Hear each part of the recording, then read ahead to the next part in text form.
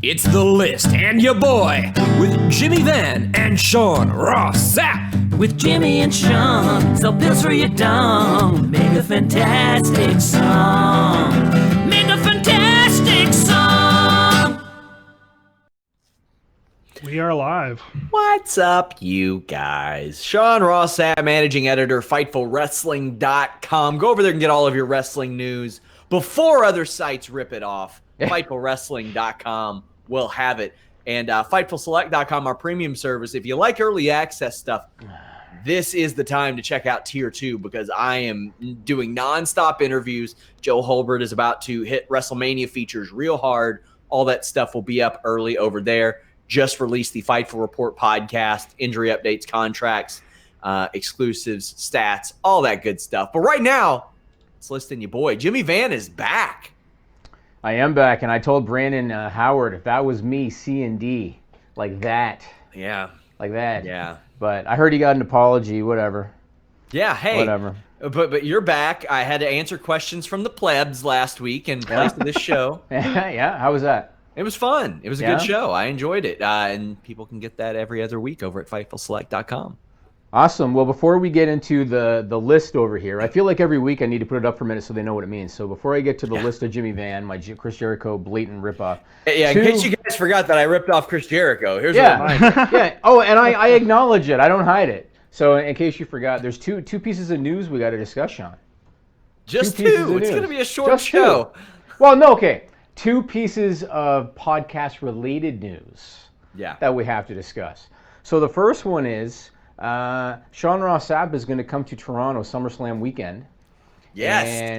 And the plan right now, aside from the rematch, which is probably going to happen, the plan right now is for us tentatively to actually come to the office, watch TakeOver live, do a live podcast afterwards, watch SummerSlam live, which my wife is not happy about, but watch SummerSlam live, do a live podcast afterwards. That is tentatively the plan right now. I was going to ask Nigel, I was going to wait for the right moment to slip it in, hey, I want you to come in that weekend. And then Sean went and asked him before I got into the room. But well, he sort of asked me, but... What weekend is that, just out of curiosity?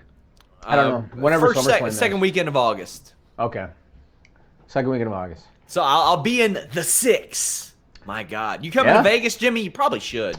Still on the fence about it. You probably should. Why not? You want me to come because you want me to, take care of you. That's why you want me to come. What? Jimmy, no. But while we're on the subject, do you think Melissa should buy me a Nintendo Switch? I don't remember the reference. I saw the Twitter thing, but I don't understand. There is no reference. Oh, okay. I just want a Nintendo Switch, and I want Melissa to pay for it. Now, the thing is, I have one already, but I would feel a lot better and enjoy it a lot more if I knew that Melissa had paid for it. Don't you think, in theory, she won the first match, so you should buy her the Nintendo Switch? No. Doesn't that make more sense? Yeah, it makes a lot more sense. That's not the way that lawsuits work, Jimmy. I was the one that was harmed in this PR disaster, this HR disaster, rather. I see. I am owed. You were owed, really? Yeah. Okay, Melissa says she'll buy me a Switch if I buy her a little robot. I don't like that exchange. We will we'll figure something out with you coming to Toronto. I'll let you know about Vegas. The other thing I want to talk about is I want to share some podcast news. So tentatively in 3 weeks, which would be the April 10th podcast, the first podcast after WrestleMania. Tentatively, we're doing this. Yeah, we're doing this. Because we got to give notice. I don't want to wait till the week before. Okay. So tentatively, the April 10th podcast is going to be done from the new media room upstairs, bigger, nicer. It's going to be, we're going to have more angles for the show and stuff like that. But also, tentatively, starting with the April 10th show, we're going to move the time from 3 p.m. Eastern to 6 p.m. Eastern on Wednesdays. I know that some of our live viewers might be like, because I know we have some people in the UK and stuff, and they might be like, oh, well, that sucks for me. The reason I got to do it is because doing the show 3 o'clock Eastern every week, it kind of runs to the middle of my workday at the office. Mine too. And the reason I've been doing it is because Sean used to do these podcasts every day with other people, and they all ran around this time. And so for consistency's sake, I wanted to stick with that. But it's been harder and harder for me to do. These guys would joke around about I'd come in at like 2 minutes to 3 and say, oh man, I really don't have the time for this today. So that's why we're going to move it to 6 p.m. Eastern. I think in the long run, it's going to be beneficial. I think more people are going to be able to watch live than less at that time. Yeah, because ain't nobody watching right now because YouTube messed up our start time. But oh, really? Oh, yeah, because put to Pacific by mistake. Yeah, our numbers are garbage. How do we fix that from doing that in the future? On a day-to-day basis, who knows? It's only this show that ever has that issue. Every single week, it's an issue, and I have to change it. But hey, maybe they just predicted our start time for April 10th. They're like 3 hours, give or take. Let's do it. But yeah, there you go. In addition to that, it'll be really in the fall. I think it'll be the best possible time. You're talking about right smack dab in the middle of the wrestling week, because over the last couple years since SmackDown's been on Tuesdays and it's been live, we go like I don't have as much time in the mornings on Wednesday to follow up about SmackDown and all that stuff. We're gonna have that time. MMA show might move as well because of SmackDown moving, but we're going to see how all that unfolds. Between ESPN and UFC, SmackDown and Fox, and AEW doing what they're going to do, there's going to be a lot of shuffling of the shows themselves. Yep. So we'll see what happens. And yeah, this YouTube thing is a real annoyance, so we're going to have to figure out. The only thing I can think of is maybe moving forward, I have Melissa do it instead of you, Sean. Maybe that'll fix the problem. Hey, I'm not going to argue about that. I mean, in case you want it real screwed up, go ahead and ask Melissa how to do it. I'm not saying she's going to do the podcast. I might just have her set it up. Advocating a switch, Jimmy? Isn't that cute? Is that what you're saying? Isn't that cute? But if you guys want to get notified whenever this show goes live, tap that little bell. It'll send you a notification. We've been our numbers on Monday and Tuesday have been very awesome. I want to thank everybody who donated super chats. That's a thing that we're doing on Mondays and Tuesdays, maybe Wednesdays if Ebenezer Scrooge Jimmy decides to let us. Where if you submit a super chat, we will answer your question live on the air. What did I say? I didn't want that? I don't know. I don't give a shit. I don't care. Passing out cooked gooses or anything yet. Yeah, but didn't OMG give us like $20 one time? I didn't bitch about that. Yeah. So whatever. You want to do it, do it. If they want to ask a question, they can ask a question. I don't care. Let's move on and start talking about the news. So let's start with Kurt Angle. Did you notice the mask we have this week, Sean? Did you notice that? I wanted to wear a mask while I reviewed that match. It was so bad. So I am going to hope that this is a classic bait and switch. That's what I'm hoping for. It's a classic bait and switch. This week on WWE television, Kurt Angle, he had so many options, Sean. His final match at WrestleMania, I should note, in WWE, because you never know what the future could hold, but at least it'll be his final match in WWE at WrestleMania.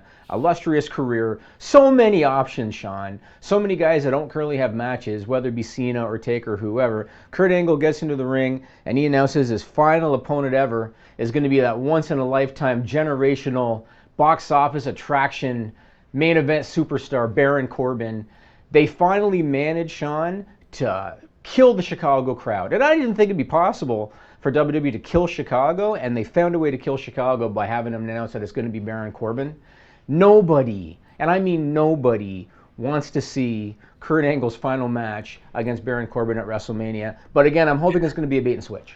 My favorite was the people who will advocate anything for WWE and pretended like this is some masterful long-term storytelling. It was not. No, it was never bad. Good. If it's a squash either way, I'd be happy with that. If Kurt Angle goes in, Olympic Slam, ankle lock, or Baron Corbin's like end of days, there you go. I'd be fine with that either way. I would. Not with Kurt losing. I wouldn't.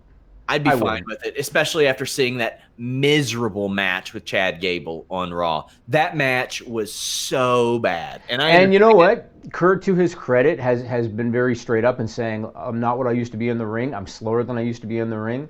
So it's kind of time for him to hang it up. But I think that, tell me if you agree or disagree. The only logical opponent, in my opinion, is Cena. He's the only logical opponent. Kurt was his first ever opponent on WWE television. It only makes sense that John Cena is Kurt Angle's last opponent on WWE television. And Cena doesn't have an opponent yet. Like, it's logical that would be the guy. And the crowd would go crazy for that. No one gives a shit about Baron Corbin. Nobody does. That's just how it is. Nobody. No. And there are a lot of people saying, "Oh, well, this is what they're going for." No, it's not what they're going for. No one gives a fuck about Baron Corbin. And I feel like a broken record because remember when they called him up, Sean? They called him up, and I said on this podcast, I don't see money in Baron Corbin. Baron Corbin's not going to draw a dime in WWE. And I will give him props because he has improved. Like, his promo skills are better. End of days is a good finisher. He plays the crowd decently, but he's not a draw. Nobody wants to see Baron Corbin. They don't. Yeah, I know that Cena and Angle have wrestled in like 05, 06 a few times, but Cena last year got squashed. Yes. So, I mean, he needs, I don't say But you know what? Cena Kurt could beat Cena, and the crowd's fine with it. Yeah, that's true. They're okay think, with it. I think it'd be more poetic if Cena beats him in his last match, right? In the one to put him out, but especially since Kurt won the first one. Man, this card's gonna be real long. Every singles match they add, I'm like, oh. It's so funny you put that because the next thing on my list says other WrestleMania notes, and I was going to ask you about that. So far, Sean, there are 10 matches that have been kind of touched upon or mentioned on television so far. 10. I was going to ask you, are they doing a Women's Battle Royal from what you've heard? Some of the women are under the impression they are. I'll say that, but there's nothing confirmed. Nothing confirmed. Then they announced that in very confusing fashion that Carmella, Naomi, Mandy, and Sonya would be in a Top Contenders match next week. Right. I've been saying literally since the Fightful Books It podcast, what I think should happen is Asuka should either beat up all of them or it should go to a non-finish and Asuka should say, I want to defend my title against everybody. Do it in the Battle Royal. It'll make that Battle Royal worth something and make Asuka look really badass along the way. Remind me again, what did Asuka do at the Rumble again? What'd she do at the Rumble again? Can't even remember. Can't remember. Isn't it amazing? Isn't it amazing? It's just shocking to me. They took the hottest act in the company. Oh, yeah, she beat Becky Lynch. Oh, I thought you were being sarcastic. Were you being serious? I legitimately forgot what she did. Oh, okay. I thought you were being sarcastic. I can't remember what they did a month ago on this They show. took the hottest act in the company, and I saw on the SmackDown podcast, you said you don't think she's lost momentum, you just think the story's lost momentum. I think Becky's lost momentum too, and it's not her fault. She's lost momentum because they basically found a way, Nigel, to go from A to B in a storyline. They went from A to W. That's basically what they've done. And so they have hurt her momentum, and I cannot believe that they had Asuka tap her out. Not even a controversial pinfall. They had Asuka tap her out clean in the middle of the ring, and since then, Asuka's toiling with Mandy Rose, doing nothing. It's absolutely unbelievable. No depth on that show. No depth, because their top two stars are hanging out on Raw all the time. Mm-hmm. Like, how did you not have a Raw star say, hey, assholes, two of you all can contend for our title. Why can't we contend for yours? Right. If they throw her in that battle royal, I'd be happy. I know a lot of people are like, oh, no, it'd make it not worth it. It would add stakes to the match. Yeah. It would increase Asuka's profile. I think it'd be a good move. Yep, me too. So far, like I said, there's 10 matches already booked, and I'll just go over real quick. So Braun's in the Battle Royal, Roman, McIntyre, Brock, Rollins, Ronda, Becky, Charlotte, Triple H, Batista, AJ Styles, Randy Orton, Shane, Miz, Samoa Joe, Rey Mysterio, Buddy Murphy, Tony Nese. They haven't confirmed the WWE title match yet, but obviously it's going to happen. So that's, if they do the Women's Battle Royal, 11 matches, still more talent left to book, Sean. Still more titles left to book, and they're already at 10 matches. This is going to be a long fucking day, Sean. I think they should split it up into 2 days. That's a talking point. I mean, I don't know. I see positives and negatives to that. Are you talking Saturday and Sunday? Yeah, and obviously you would throw the NXT matches on these two shows respectively because you'd be eating up their show. Yeah. Is that something? Unless you move them to Friday and figure something out with the Hall of Fame. I don't know. No one gives a fuck about the Hall of Fame anymore either. No, man. It used to be my favorite thing until they started putting 19 people per year into the thing. Yeah. You know, now it's just a long, drawn-out, boring event. You know. It is. But anyway, you know, one thing I'll say about Mania this year. Tell me if you agree or disagree. Does this not feel like the year that WrestleMania doesn't mean anything? That it doesn't mean anything? Yeah. So it seemed like every other year they would use WrestleMania to do the blow-off matches of programs, right? So every year at WrestleMania, they would, like, maybe starting from the Rumble, they would build up these programs, and then Mania, that would be the culmination. And this year, outside of Becky Lynch and Ronda Rousey, maybe Hunter and Batista. Kofi maybe. and Bryan, I'm pumped for that. Well, yeah, but that came together like within the last little while too. Like it's not like that was in the works for a few months. They kind of filmed lightning in a bottle with that a little bit. But most of these matches, they just kind of are throwing them together kind of quick. I mean, yeah, Rollins won the Royal Rumble, fine. He's got that. Most of them, they just kind of put them together within the last few weeks. And so to me, it feels like any other pay-per-view. It doesn't feel like the culmination of months-long programs like they usually do.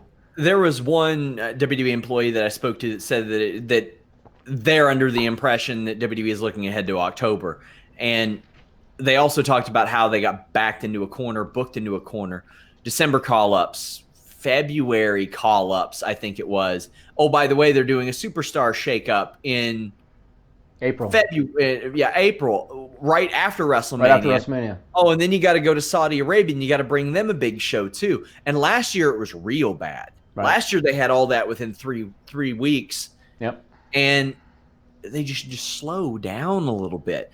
If you do the right things with the call-ups, you can push the superstar shakeup back a little bit. Right. And if you do the superstar shakeup right, that should be a thing that happens at a different point of the year. Like to lump that right in with WrestleMania, I'm like, that's a big event. That's a big thing. Space that out throughout the year. You've got Royal Rumble, WrestleMania, SummerSlam, Money in the Bank, a superstar shakeup. That's like 5 or 6 things throughout the middle of the year that can retain interest and make people go, oh, okay, I'll tune in. Oh, okay, I'll tune in. Maybe I haven't watched for a few weeks, but I'll tune in for that. Last year they had 4 WrestleManias. They had 4 last year. That's what it felt like. Yeah, because the 2 Saudi shows were big matches. The Aussie show, big matches. All of them in stadiums. They're bringing Shawn Michaels back after so many years. You know what I mean? They go where the money is, I guess. I guess one positive we'll talk about is Sue Aitchison, the Senior Director of Talent Relations. So good news, bad news, Sean, with Sue Aitchison. Good news, bad news. Good news is going into the Hall of Fame, Warrior Award. She totally deserves it. She's one of those people that Owen Hart everybody loves. You don't hear a negative thing about her. I saw Justin Roberts posted some photos of him and her. Everybody loves Sue Aitchison, Senior Director of Talent Relations, so she deserves it. Bad news is, because it's the Warrior Award, we got to listen to Dana Warrior talk about her husband for 10 minutes and use the same metaphor she uses every year, like, you know, running the ropes into your heart and all this bullshit. So that's the bad news, because I hate all the Warrior metaphors, because they always kind of shift it, and it's no longer about the recipient, it's about the Ultimate Warrior, the way that she does her speech. So I'm not looking forward to that. I might mute her until Sue Aitchison comes out, but she deserves it. I'm gonna watch as little of that Hall of Fame as I possibly can while still doing my job. Yeah, I know you've never been a fan. I don't like it, man. Yeah. It is just. Don't tell me you're not going to listen to the Honky Tonk Man speech. Oh, you better believe I'm watching that one. Have you ever heard the the Luke Gallows story? No, I'm not sure. He told it on Talk Is Jericho about how he was sitting in catering with Honky Tonk Man at like some WrestleMania or Hall of Fame thing. And so I think early in Luke's career, and he was like, man, Honky, look at this catering spread, the sushi mountain or whatever. It's really impressive. And Honky looks at him and goes, it's coming out of your check, you fucking mark. That's the Honky Tonk Man. Yeah. That's him. Have you seen the video with him and superstar Billy Graham? No. Honky was basically shitting on Andre the Giant for getting some big payday out of, might have been Mania 3, or it might have been something. I can't remember what it was, but he was just bitching about Andre getting the big. He's like, oh, Andre, he got it on that one. He got that one. He turns everything into about dollars and cents now, the Honky Tonk Man. I love it. So, I think it's fantastic. Giving him a live mic is going to be interesting. Oh, yeah. Because, I mean, there was a thing. The thing is, when he was inducted, I had the same type of reaction that Alex did. I'm like, wow, he's not in? Right. He deserves to be there for sure. Yeah, he sure does. Yeah, he does. He is the prototypical guy who had a very short career in WWE, but a very memorable one. Yeah, and he wasn't really, I don't think they envisioned for him to be what he was. He was the top heel late 87 in the company. Yeah. And I don't think they envisioned that. Him and Savage, we talked about before, they were just kind of magic together, and it all worked out. All right, let's talk about AJ Styles, because I got to tell you, I loved his Twitter announcement, Sean. It was fantastic. Loved it. I loved it, and I wish more guys could kind of do it like this because it was just I just really liked it. AJ Styles on March 18th did a nice little deadpan announcement on Twitter. Put up that screenshot, Nigel. This is the newest member of my family. Oh, also, I've signed a new contract with the WWE. What a cute little guy. Yeah. I loved it because he knew damn well people for weeks have been talking about, is he going to resign? Is he going to go to AEW? What's going to happen with him? And he fully knew it. That was awesome. Really liked it. He and Gallows and Anderson are a couple of people, or three people that literally would have any option that they wanted. Like, and what have you heard about them?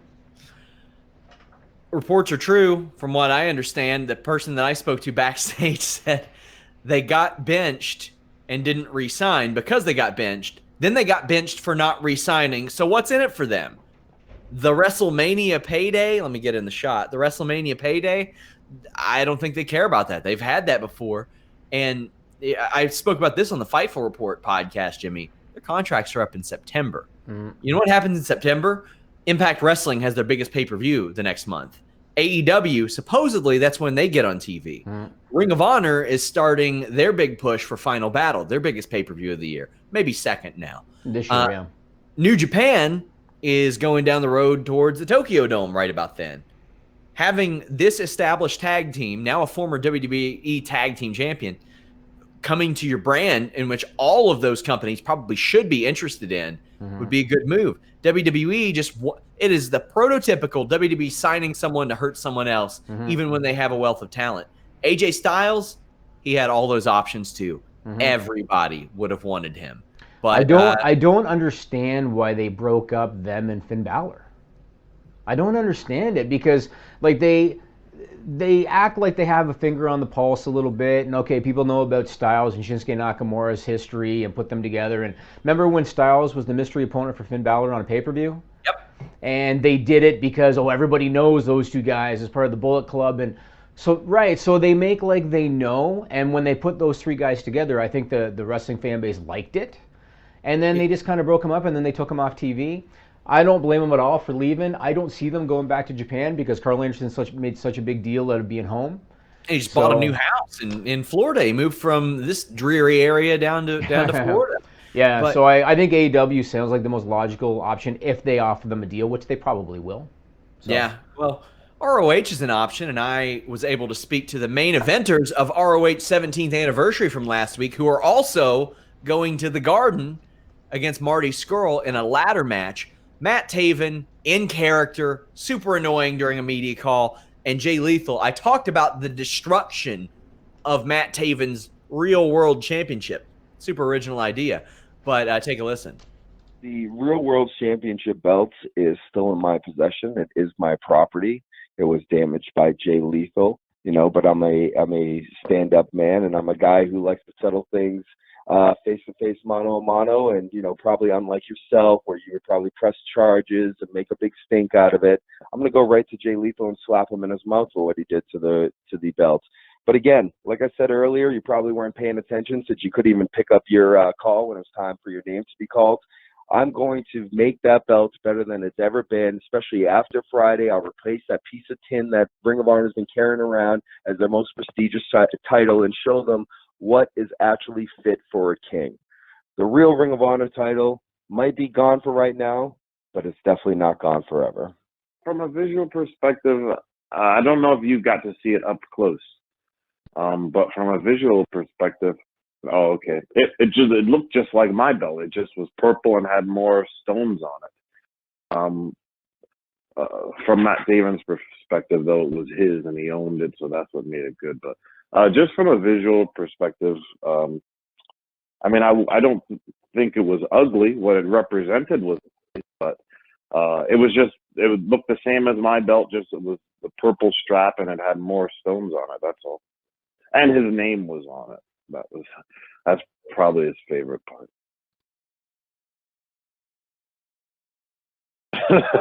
Now it is, yes. I'd be lying if I said that wasn't one of the most fun things I've ever done, getting to destroy the belt. I got to use the bat and the axe. Yeah, it was pretty cool. I don't think I've ever hit anything with an axe or a bat before. So I played Little League a long time ago, but unfortunately, I'm an awful baseball player, so I never hit the ball. I got to the bases once because I got walked. So I've never been good at baseball, so I've never hit anything with a baseball bat.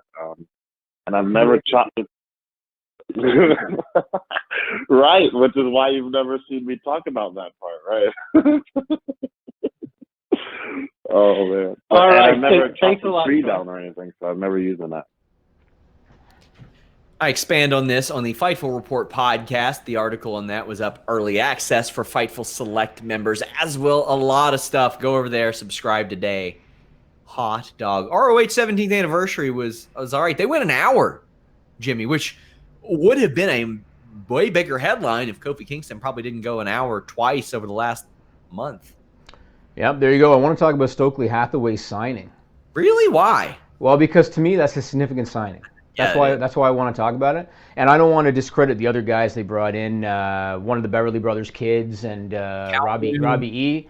I don't want to, and DJZ. I don't want to discredit those guys, and we can talk about DJZ in a minute. The Stokely Hathaway signing to me is significant. So anybody who hasn't heard yet, it was announced that he's signed with WWE. He reported to the Performance Center. The reason this is significant is because to me, this is a sign that WWE is open to the idea of the full-time manager again. And we've seen it a little bit with, say, Zelina Vega. We've seen it with Leo Rush, although they keep on kind of going back and forth on that. I think that's an element of wrestling in WWE that's been lacking. And when you think back to the 80s when I was a big fan, the Bobby Heenan family and the Hart Foundation and even Johnny Valiant, Mr. Fuji, and it added a dynamic to the whole thing. And a guy like Bobby Heenan, Sean, you could take kind of like a mid-level guy, like the Brooklyn Brawler, as an example. Yeah. You can take a mid-level guy, you put him with Bobby Heenan, and overnight his stock goes up. You know I'm not going to pretend that the $1 Million Corporation was like the greatest stable ever, but as 9-year-old me watched that show and Ted DiBiase managed somebody and brought them in, I was like, all right, I know Ted DiBiase. I know Ted DiBiase was legit. I know what he does breeds success. Jim Cornette. Mm-hmm. I mean, you had the Bulldog and Yokozuna and Owen Hart. And then I remember on random episodes of Superstars, there would be Al Snow dressed in the ninja outfit as Shinobi. And like, was it Shinobi? I thought it was like Avatar or something. No, there was an Avatar a few months before that, but there was Shinobi in like January, February. And that would be like a one-night opponent for Shawn Michaels or Ahmed Johnson. I got it. Yeah. That Owen Hart and Jim Cornette are sending after him. Like, it's valuable. It's stuff. It's an easy way to add story. We saw it with Titus O'Neil. I thought they were going to go that direction with him. And it was a winner.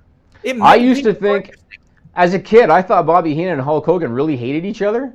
Yeah. Because Bobby Heenan, first he's sending John Studd at him and King Kong Bundy at him, and then he gets the coup with Andre the Giant, and then he's got Rick Rude and Harley Race, and I just really like the dynamic of it all. And a guy like Heenan, again, because Heenan was probably the greatest manager of all time. That's why I keep on referencing him. But he gave instant credibility to whoever he put with him. And I think it's a great idea. And when you look at Andrade Cien Almas, with all due respect to Andrade Cien Almas, he's better with Zelina Vega than without. Way better. He did. You look at Bobby Lashley, with all due respect to Bobby Lashley, he's better with Leo Rush than without. And I just think that it's a dynamic they're missing. So when I heard that Stokely Hathaway signed, knowing that they're not about to put him on 205 Live as a wrestler or anything, you know what I mean? He does wrestle here and there. I know, but they signed him for a reason, and I really like it. And if that's a sign of things to come, I think they're going in a positive direction. I think they signed him in case Matt Riddle goes crazy at the Performance Center. They need somebody to check Matt Riddle and keep him under control and kick his ass. I messaged Stokely, and I was like, man, you're going to change a lot of people's careers.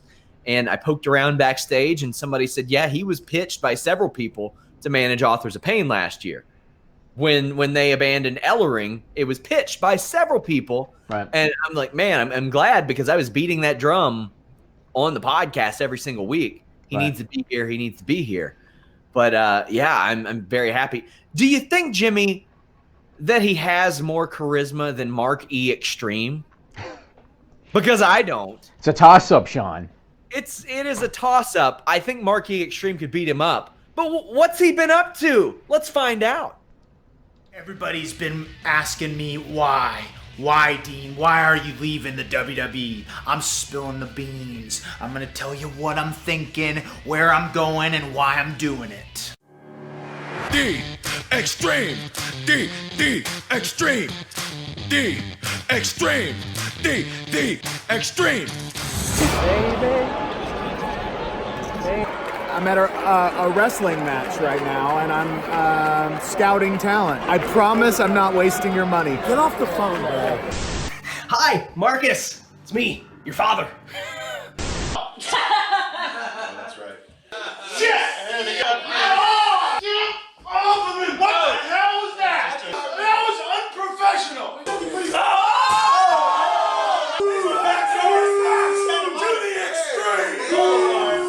What are you gonna do next? I'm going to Disneyland! You can check out On Your Mark Live in New York City, April 6th. It benefits the Pause for the Cause animal charity. It's going to have Taya Valkyrie and Kenny King there. Don't know how he managed that, but he pulled it off. Check out our friend, Mark E. Extreme. I don't know what pictures he owns of people on this website, but hey, he's getting the plug, right? Good for him. Well, I mean, I've seen some of the interviews, and people like him. They think he's funny. He's very funny. EC3 did one with him, and you could tell he was into it. Yeah. So good for him. I heard EC3 really liked the catering on his birthday, so good for him. That was hilarious. Yeah. Let's talk about WWE production, because this clip, man, I don't know if Nigel has seen this clip or not. Oh, God. So I got to tell you, a buddy of mine who Nigel knows, Luke, I showed him this clip, and he thought it wasn't serious. Luke said, so the guy with the camera that's going up and down like that, what was he, like a character on the show or something? I'm like, dude, he was really legitimately shooting footage that they showed on the show. If Damien could not believe it. Couldn't believe it. Damien Mizdow played a cameraman, you would think that would be what he's doing.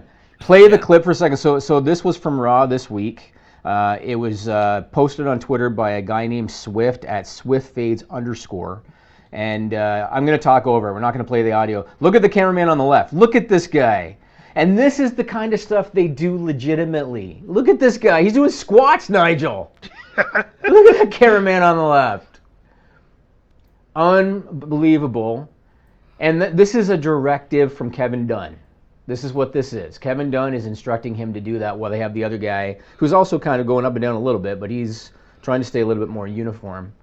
Look at this absolute nonsense. Okay, that's enough. That's enough. Isn't that...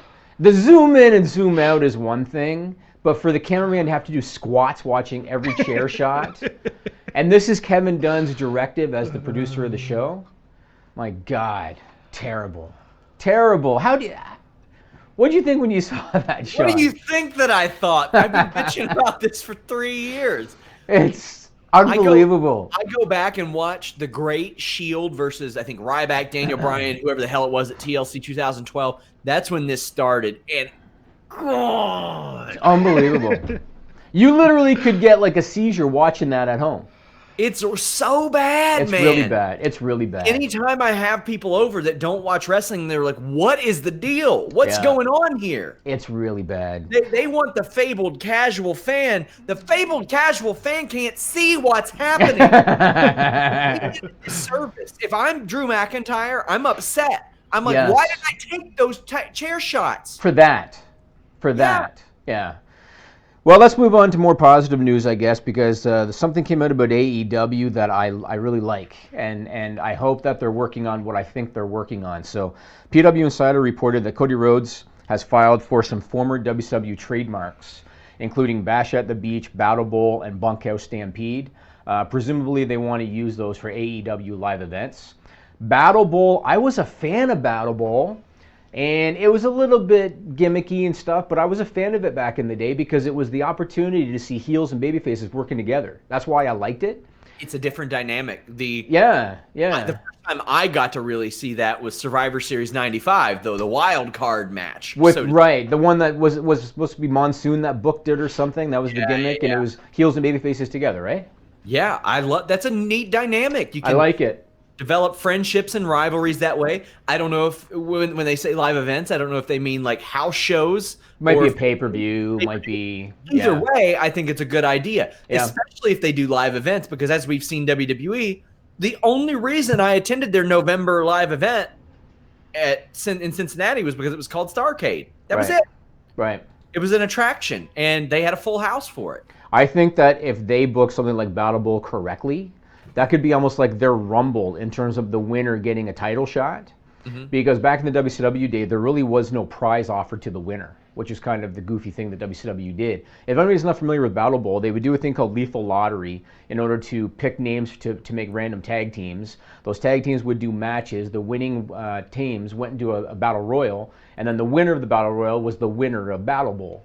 But they never really did anything with it. AEW could very easily make that their shtick in order to get a title contender. So I like it. Yeah. So there are a lot of questions. Doesn't WWE own this? Why do you think that AEW is even in the running for this? Because WWE lets a lot of stuff like this lapse. They let it go. It's very much like War Games. They let it go, right? Trademarks expire. Which WWE has since paid MLW money to regain the rights to. Yeah. They were kind of running it just willy-nilly, like, who cares? We'll do it anyway. Yeah. Which is surprising to me. But they paid MLW. It's not surprising to me because that's why you and I had that fight on the air there a while back. Well, so it's not surprising to me at all. And what happened? WWE did what I called a buyout.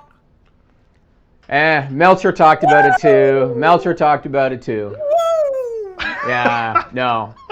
Just because you go like this doesn't mean you're right. It doesn't mean you're right. This does. Oh, that means you're right. Okay. Bam. No, but Battle Royal, I think Battle Bowl could be a really, really good idea. Really good idea. I do too. Your hands look really yellow when you do that, like jaundice. I'm a Simpson, okay? My God. Listen, I got... Stop. They usually don't let you leave the hospital until they take care of that. Jimmy, do you see the ends of these fingers? I do. They're clean. They're yellow right now because of the sport, but they're clean. You look like you need dialysis. Well, hey. But good for you, man. What else can I say? Get a new sponsor that I don't know about? Maybe. Might be good. I would be down for that. But hey, Bash at the Beach, that's a theme that I like. I like the beach theme stuff. Charles Haskin says, who replaces Kevin Dunn when Triple H takes over? Borash, either Borash, I assume, or somebody within the company that is, quite frankly, being groomed for that position that I don't even know about. I'm sure, he probably has an assistant or something, I imagine. But if you've seen Dunn's stock options, he's not going anywhere unless he's pushed out. Yeah. Guy's making too much money. And I don't know how old Kevin Dunn is, but he's been there for decades. He's got to be well into his 60s. He's got to be. You know? And again, like now, Joe, you're a production guy. How much sense does it make to have a guy well into his 60s producing a show that's trying to target teenagers and children and 20-somethings? That's not the demo they're drawing, but they're trying to target that demo. How much sense does that make? The answer is none. That's the answer. Makes no sense. This is why I kind of crap on Vince McMahon a lot, because he's a 74-year-old man that's trying to target a demo that's decades younger than he is. How can you possibly know what those people want? One of the reasons why I have a lot of younger writers on our site is because they can provide things. I'm in my 30s, man. There are things that Andrew looks at as a college-age student, and he knows better than I do.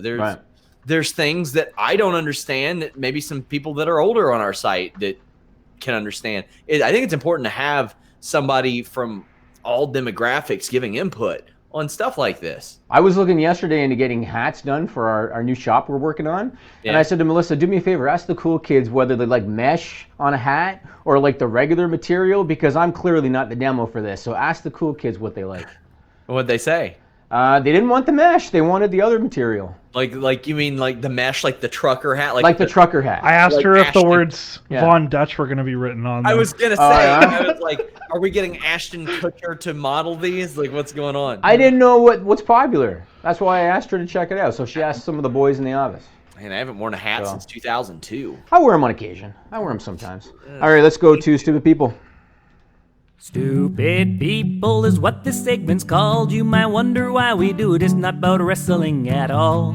Used to be WWE's weekly usage of stupid nicknames, which we did hoping they'd stop giving wrestlers lame names. But it didn't work, so we gave up. In the new segment we came up with is stupid people. Stupid people. Stupid people. Duh. All right, man, I love that new intro. I don't have to explain it anymore. It's awesome. So, not that I want to jump ahead too far, but the SRS file, Sean, I can't wait to hear your reaction. I'm ready. I can't wait. But we're going to start because we got some good ones. So this first one, this is reported by the Associated Press on March 12th. So you've heard these stories about people committing insurance fraud, right? Oh, yeah. People that they commit fraud by filing bogus injury claims to collect insurance money. We've all heard about this. There's been lots of examples of it. A 21-year-old woman out of Slovenia, Sean, she took it up a notch, all right? Here's what happened. Her and her family signed insurance contracts with 5 different companies, okay? Okay. That means that her benefits were going to total $430,000, as well as monthly payments of $3,400 over 10 years. Those are the terms she signed. What do you think she did in order to claim disability after she signed those insurance contracts with those 5 companies? What do you think she did to claim disability? Broke her butt. Cut off her own hand. What? Did she legitimately do it? Yes. Yes. So her and her family set up a scam where they cut off her hand. When they took her to the hospital, they intentionally left the hand behind because they wanted her to have a permanent disability, thinking she'll get permanent benefits, right? So that's what they did. She claimed that it was an accident that happened when she was pruning trees. That's what she claimed. She was pruning trees and accidentally cut her hand off. How big are the branches, my man? That's what they said. Fortunately, somebody went and they were able to get the hand and they were able to reattach it. So she was able to reattach the hand. When they were doing their checks, because people got to understand insurance companies, they do their checks on this stuff. Big time. They don't want to pay out. Now, no. I got some tiny wrists and forearms. What crooners are even getting through them? You got to use like a bone saw. It could have been a chainsaw. It could have been a chainsaw. Might have been. Whoa, could you it might have imagine? been. Yeah, yeah. No. So when they were doing their checks, the routine checks on this, before this accident occurred, she had already been red flagged because she was unemployed. So a 21-year-old unemployed person signed 5 insurance contracts totaling $430,000 in payments. Of course she's going to be red flagged. And so when she came in with the injury, that's when police got involved. They questioned her. The truth came out. And so now this 21-year-old faces up to 8 years in prison. I want to know, at what point did the truth come out? Like, she was committed until somebody asked, and she goes, all right! I mean, they could probably tell by questioning her, probably her facial reactions, and probably, oftentimes stories change too. Their stories change, and that's how they get them. The way I look at it, if you can handle getting your hand chainsawed off, you should be able to control your emotions when you're being questioned about it. Yeah, you think so. You think so. Isn't that unbelievable? That's awesome. This is why we do this segment. This is why. As mental illness at its finest. That woman is mentally ill. Oh, it's crazy. She's lucky that they were able to reattach the hand. You know, she's very lucky. But now she might do jail time. So good for her. This next one, reported by the South China Morning Post on March 18th. This is good. So a 51-year-old woman out of China, because they're usually from China or India when they do fucked up shit. So a 51-year-old woman, her surname is Zhang, and that's the only name they used in the story. She had an interest in unconventional health treatment, Sean. Really keen on staying healthy. Really keen on taking care of herself. What did she do to stay healthy that almost cost her her life? Drank dog pee. Not a bad one. Not a bad one. She made a juice out of 20 kinds of fruit and injected it into herself using an IV drip. Man, I was cutting weight all wrong. I guess you were. She ended up getting a severe infection. She damaged her liver, kidney, and heart. She almost died of organ failure and sepsis. They had to use dialysis to clean her blood. And she was interviewed by the paper, and she said, quote, I thought fresh fruits were very nutritious. It wouldn't do me harm by injecting them into my body. So let's just put that fruit directly into my veins. Let's do that. Let's do that. I thought that it was going up her ass when you mentioned it. Probably. That would have been more beneficial than what she did. You've heard about the coffee and wine enemas and all that stuff, right? Oh, yeah. So that would have been more beneficial than what she did, man. Okay, this last one for the SRS file. Reported by Cornwall Live out of the UK on March 20. Sean, let me ask you a question. Nigel, I'm going to ask you this too. Sure. Do you ever feel that your penis needs a refreshing boost? Yeah, that's why I use Blue Chew. That's why I knew that you were going to go there. I knew you were going to. Do you ever feel like, your penis lacks a hygienic feeling? No. No? Well, apparently some men do. Apparently, especially in the UK, this is a problem. And there must be a market for this because somebody took care of it in the UK. We have a picture of a new product that just hit the market. Go ahead, Nigel. It's called Boner's Penis Cleaner. You can get it not only in supermarkets in the UK, but you can also get it off Amazon UK. And here, this is really good because I actually checked out Amazon UK. One reviewer on Amazon said, quote, "Amazing. Penis looked magical afterwards and smelled like rainbows." How much does this cost? Just asking. It was about 13 pounds. So that's about, what, 25 bucks? Maybe Canadian? So, yeah. Boners, penis cleaner. I might check into this. Why not? Do you want to get a sponsorship? You can tie it into Blue Chew. You know what? That's a great idea. I'm going to reach out to him. You should. Boners. If you need to find it, Boners, penis cleaner. Well, I'm going to hit him up. You better believe. And you know what? I'll post the email that I send them for the inquiry. Yeah. On Select. You should. That'd be good. Maybe like if we get some, we'll give it away to select subscribers. Speaking of which, has the process started on Ask Man yet? I know it's going to take time. Nigel's got to do like a lot of work on it and stuff. Has the process begun yet, or how's it looking? The process has begun. I'm learning some stuff. You're learning Ask Man? Yeah, that's part of it. I have to learn how to play it on like 4 different instruments. All right, I want to talk about that video that surfaced recently, Sean. Which one? Because the 79 one. Oh, because yeah. This is a great story. I think even Nigel, as not a wrestling fan, is going to like this. This is a really, really good story. So back in the day, as people know, we're talking, this is 1979. Pro wrestling was territorial back then. What that means is that different areas had their own promotion, right? There was no nationwide television back then. It was all local TV and local markets.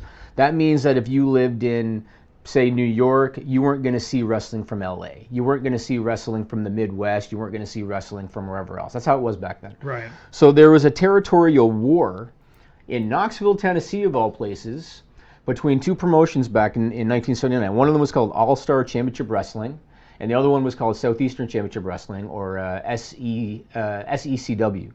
The guys from All-Star Wrestling left Southeastern to start their own promotion because there was politics and they didn't like their booking, and the promoter's brother was doing the booking and favoring certain people, and so they started their own thing.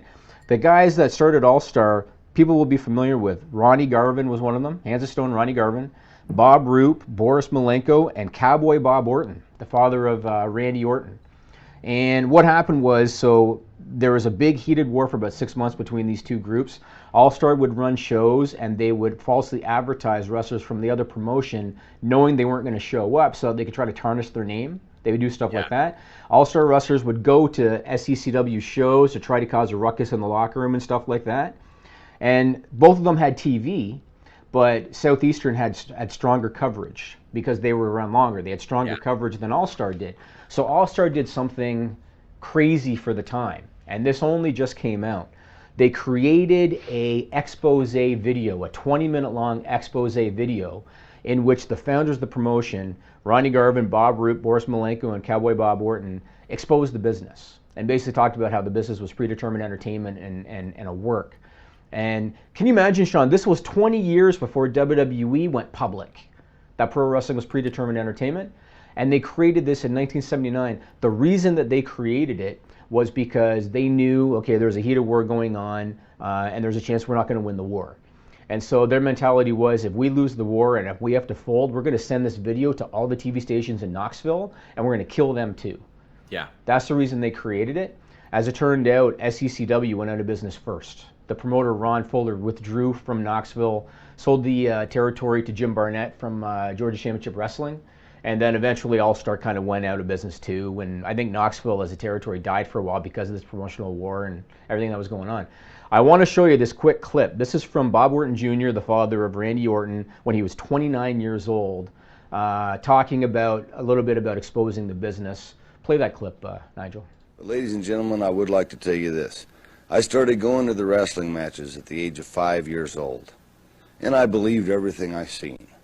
I mean, when people got thrown out of the ring and got split open and the blood flew, hey, I believed it, and yes, I become excited. But then one night, I seen a man in the middle of a wrestling ring, and another man named Fred Blassie looked like he was ripping his eyes out of his head. And I broke down into tears, and I actually went into hysterics. I was hard to control. You know who that man was? My father, Bob Orton Sr. And that night home in the car, when I was 8 years old, I'm still crying. I'm wondering how Dad can see while he's driving down the road. Well, Dad told me, Bob, there's nothing to worry about. Everything that goes on in a wrestling ring is a fabrication. It's something that you do to make wrestling fans believe that what you're doing is real, but in actuality, it's not. Isn't that amazing? Can you imagine if that had gotten out back then 20 years ago and how that could have hurt the business? You remember John Stossel's thing with Dr. D. David Schultz? Yeah. And how that could have turned into something, but because David Schultz slapped him the way he did, it kind of quietly went away. Did you ever hear about that one, Nigel? No. When WWE was starting to get attention nationally in '84, it was.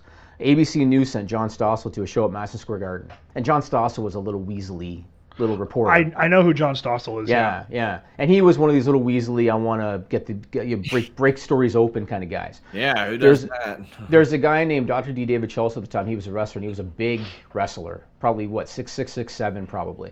John Stossel is this little 5'5" weasel. John Stossel looks at David Schultz, and he goes, is wrestling fake? Backstage. This is televised. And David Schultz goes, is wrestling fake? And he goes as hard as he can and busted his eardrum. And it turned out that Stossel sued him. I think Vince McMahon settled, and David Schultz ended up getting fired from the company. But did they make a big deal over was wrestling fake or not after that? No, they didn't. Do you remember when Hogan choked out Richard Belzer? Yes, and I always wondered if that was an accident because he was so muscled up. I always wondered about that one. I tell you what, man, it's in my experience, it's hard to accidentally choke somebody out. Yeah. Even if it's there. But that being said, Belzer was real tiny. Yeah. And Hogan was real big. So if it can happen in a situation, it's like that. But did you ever see that one, Nigel? No, I he probably didn't. And he had his head on the floor too, which made it worse. But I always wondered if Hogan just wanted to maybe rough him up a little bit, didn't think he was going to go out that quickly. Yeah, that was nasty. They were promoting WrestleMania 1. Hulk Hogan and Mr. T. They were promoting WrestleMania 1. They went on. Richard Belzer was his name, right? Yes. And he was this comedian who had a talk show, and he was a bit of a smug, kind of arrogant guy. He was eventually on Law and Order SVU. Okay, I never watched the show. Hogan put him in a front face lock, and within what, Sean? 10 seconds? 2 seconds. Yeah, pretty quickly he went limp. And when Hogan let him go, he fell and hit the floor head first like that, busted the back of his head open, immediately came to, and just kind of instinctively he looked at the camera and he said, "We'll be right back." And he didn't remember any of it afterwards. And he sued Vince McMahon and Hulk Hogan, and they settled out of court with that one too. So, yeah. We have a super chat. Has Triple H ever been in a great WrestleMania main event? Yeah, I would say WrestleMania 20 was a great WrestleMania main event, but considering how many he's been in, that is a fine question. I actually thought he and Taker at 17 stole the show. That's the match I always liked. Yeah. And it was the first time that I ever saw, because they did the spot a lot afterwards. But do you remember when Hunter would be standing over him in the corner and Taker would take him, turn into the last ride? Yes. First time they ever did it was WrestleMania 17, and I think that was the finish. And that I thought was a really good match. If you've never seen it, just go back and watch it. somebody says, what would have happened if they got out? Meaning the videos. The video? Yeah. I don't know. I mean, the only saving grace is that it was at the time, because the business was territorial. So if anybody's not familiar with that time, there was such a disconnect between towns and between local television stations that what the promotion used to do, let's say you had a guy that was going to turn heel, for example, right? They could tape it at a show. They could send the tape to one station and then set that up for when they were going to go there for the live shows. The next town over didn't know because they didn't have access to that station. Meaning that even though geographically you were in the same area, until they got the tape, they had no idea that had happened. And so there's a possibility that nothing would have happened. But at the same time, something like that, you would have thought that some reporter, if they had have got access to that, would think, oh man, I got to send this off. I have to send this off to New York or whatever. It could have been a really big deal. And this was years before Bob Orton had his run in WWE. This was years before Ronnie Garvin was the NWA champion. A lot of things could have been different if that had gotten out. Yeah, I just saw that video 2 days ago, and I had no idea that existed. I had never heard of it before. Is there like a full 20-minute video? YouTube has the whole 20 minutes. I got to watch that full thing. I saw like a little clip of it, I think, a brief, well, besides what you showed me, but that's incredible. I think at the time in storyline, Ronnie Garvin and Bob Orton were feuding at the time. Yeah. On the tape, Ronnie Garvin introduced Bob Orton. And Bob Orton comes in and they shake hands, and Ronnie Garvin goes, "This is my partner. We work together."